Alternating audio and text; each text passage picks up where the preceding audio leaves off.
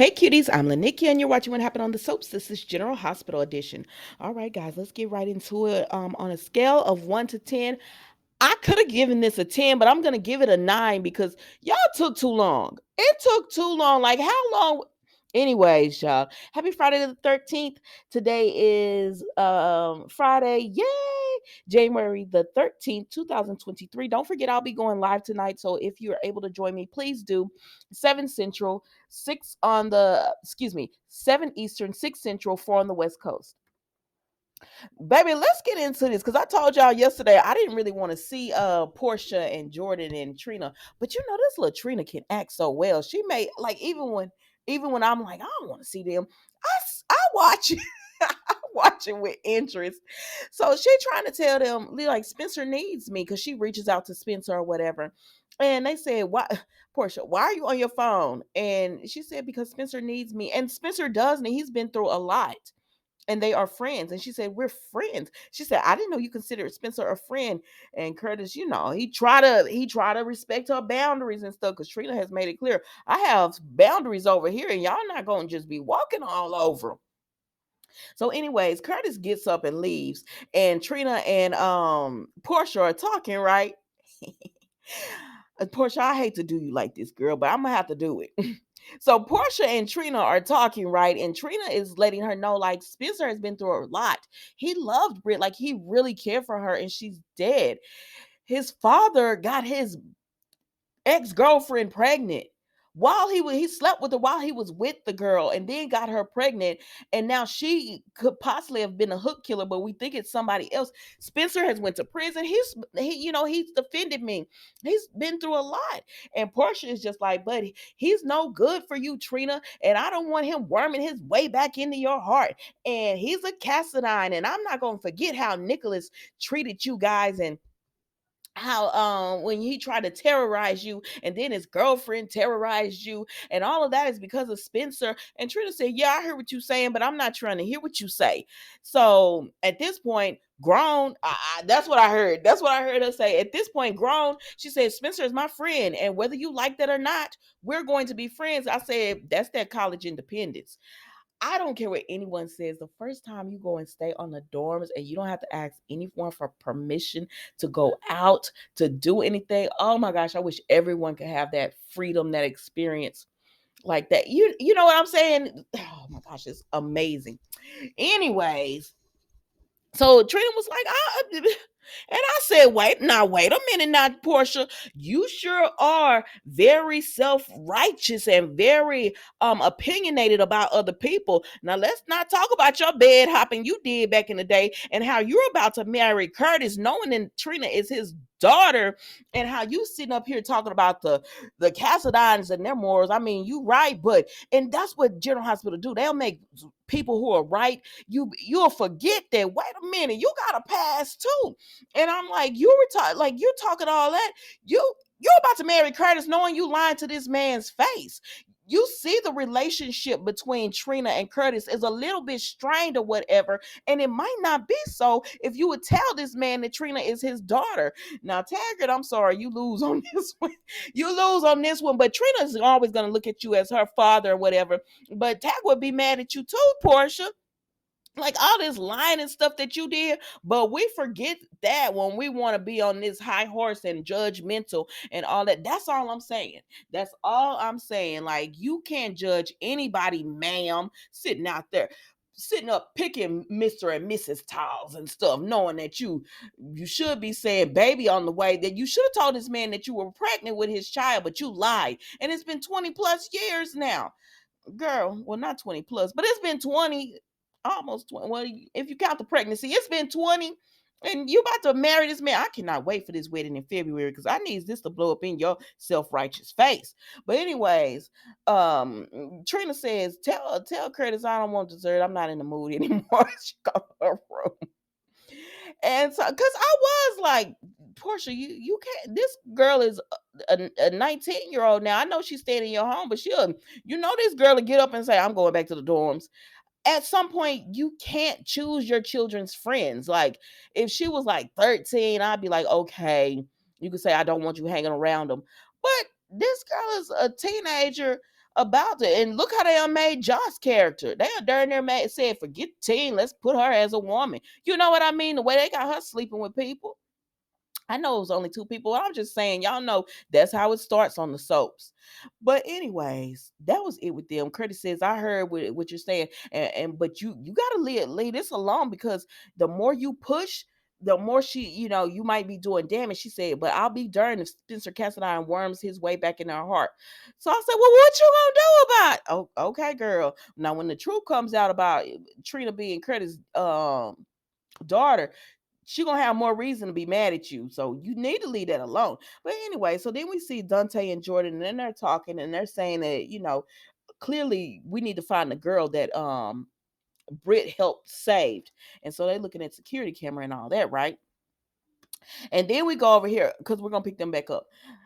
So then we go over here to Spencer and Alexis, and she goes into Sonny's place, and they're catching up. So he's telling her that he no longer, with Esme, and she says we're not going to even talk about that, about what your daddy did, but he's telling her, I don't believe she's the hook killer any longer, and she has her doubts about that either because Esme is so pregnant, and so they continue to talk, and he says she lets him know that Nicholas wants full custody. He doesn't want Esme to get in custody. And he said, and with my dad's resources and nobody to vouch for Esme, that could happen. I said, oh, sure could, unless you get custody. And y'all saw in the previews, that's exactly what Spencer is gonna do. I said, well, dang, they drawing these teens up. But anyways, so he's talking to Alexis and everything, and he's telling her about Esme. He said it's got to be somebody because we know they try to attack before, and there it seems like it's around about Trina. So who could it be? Esme doesn't have family. And so then he tells her about Maggie. She was about to leave, and he says, oh, there was this woman, her that helped, I guess, raise Esme. Her name is Maggie.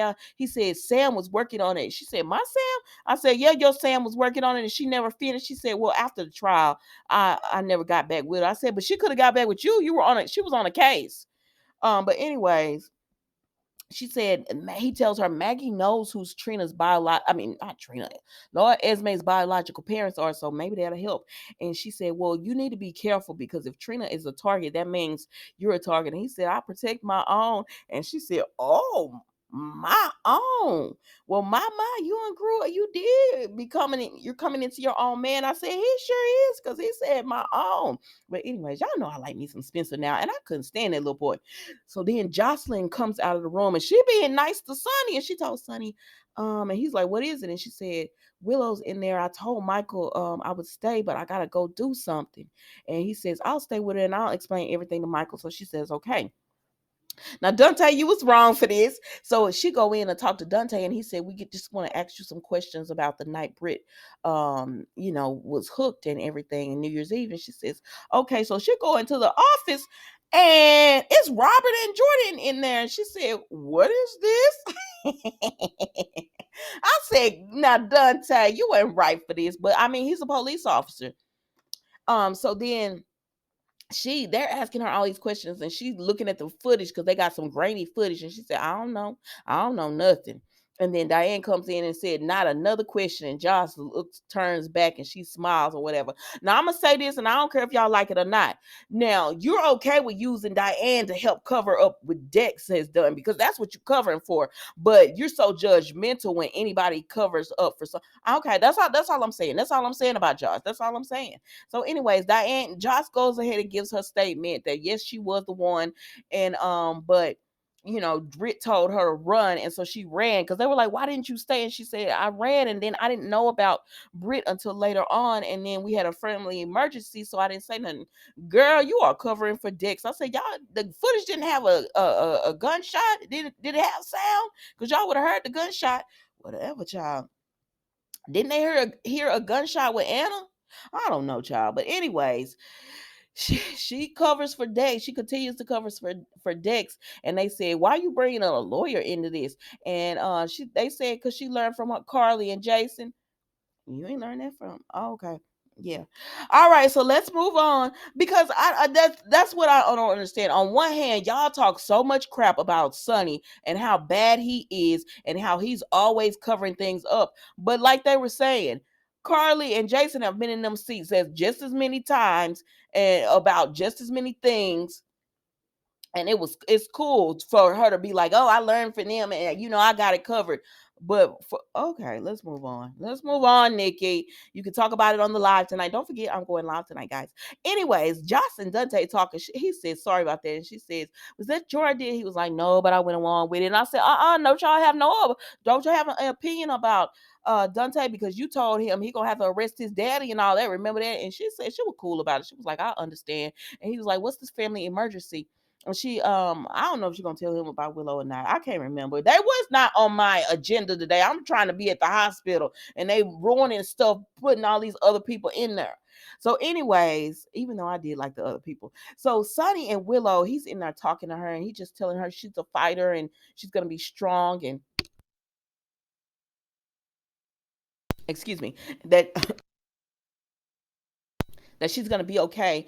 And it's a nice moment. It's a nice moment that he's having with her, even though she's not awake. And so then Michael comes in and Sonny just explains, listen, Josh had to leave. I wanted to stay with Willow. That's it. I'm leaving. And Michael's like, okay, thank you for being here with her, whatever. Wait a minute, Nikki, you jumped ahead. Yeah, so Michael comes in and he tells him thank you for being there with her, whatever. But let me go back a minute because Michael was first talking to Drew, and Drew was talking about Nina, and you know how Michael and them all they don't even let you get a word in. They just start bashing on Nina. Well, he's doing that, and Drew said, "Stop! Let me tell you, Nina is Willow's only hope." And Michael's like, "What are you talking about? It has to for a bone marrow transplant. She's family." And he said, "What are they some type of distant cousin or related?" And he said, "Mm." He said, "What are you saying?" And he says, "Willow and Nina are mama and daughter. That Willow is Nina's daughter." And Michael said, "What?" And nah, not Nina that's been terrorizing Willow since she was a school teacher and doing all this and that. And he said, yes. And he said, he brought up Carly. He said, what? He said, Harmony told Carly. I think he said, I don't know, child. I wasn't really into their conversation either. I was trying to get to Nina and Carly. But he says, what is going on? And Drew said, look, we don't have time for all that. You need to get in here and tell Willow. And he was like, let me go tell her or whatever, because that's the only hope. Because he said that whatever it is, Nina is her only hope. And he was like, let me get in here. So, anyways, that's when Michael went in there and Sonny just told him, I was just watching her, and he was like, thank you or whatever. And then he told Willow, I know you would tell me go after him and mend this. He said, but don't let this be the end of us. And then Willow woke her I'm sorry, Willow woke up and she said, I'm gonna keep you to that. He said, I wish you would wake up even if I can hear you just fussing at me.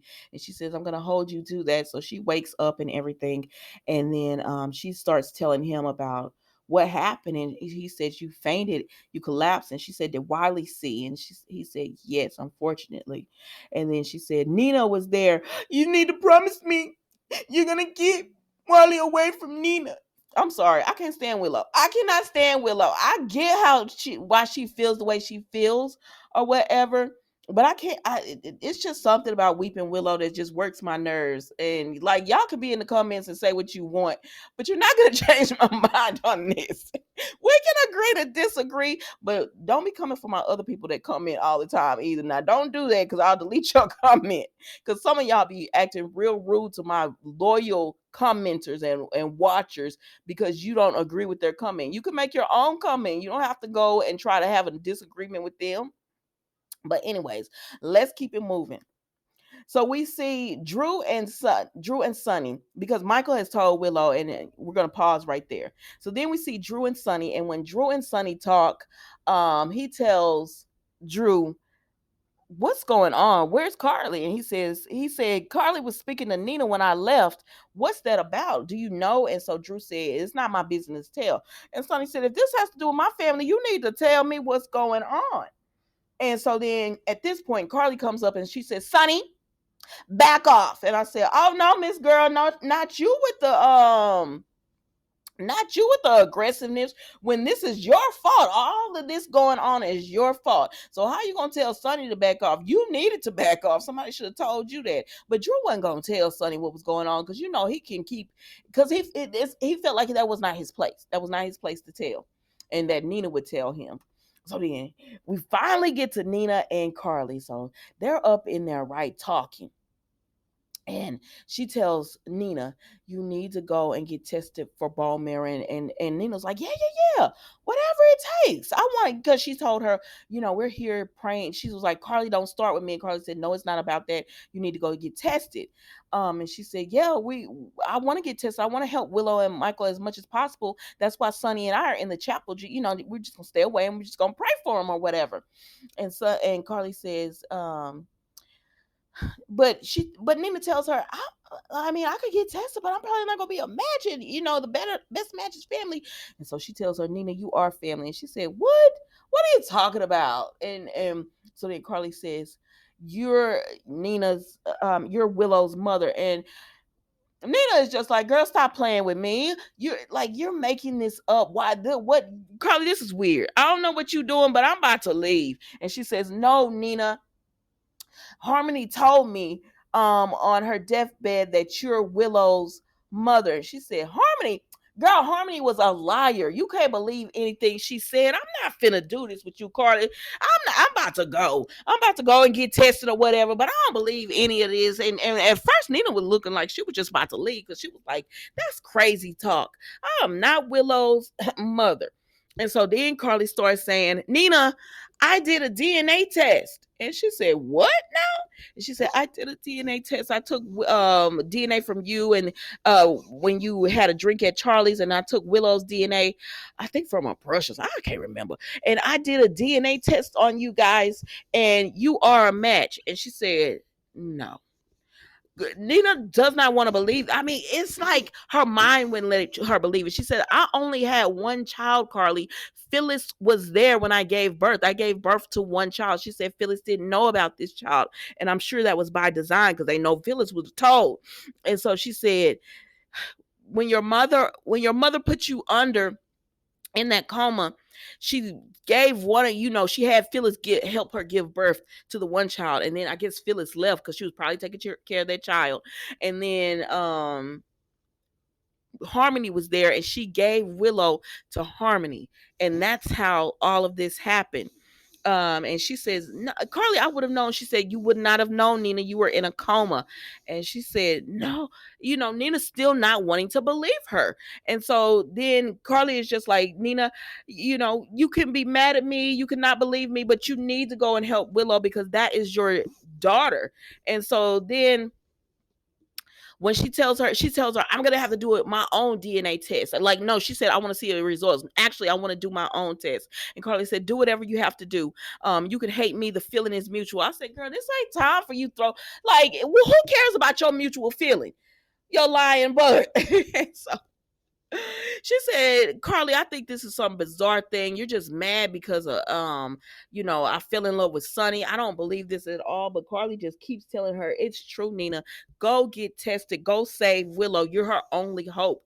And Nina said, I'm gonna do my own DNA test. And she said, we don't have time for that, Nina. We don't have time for it. You have to go.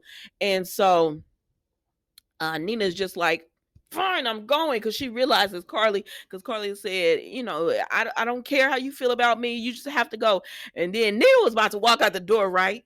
Because Nina got scared, right? Because she got scared. And Carly said, Nina, Willow is your daughter. And so then Nina started replaying all her interactions, how some were good, some were bad with Willow. And you could tell that Nina, I said, Carly, can't you see this? Because Nina looked like she was about to break, like she was about to have a mental breakdown. And I said, Carly, leave her alone for a second. The girl about to have a mental break. And then she turns around and she tells Carly, you're a monster. And she was about to run out the door.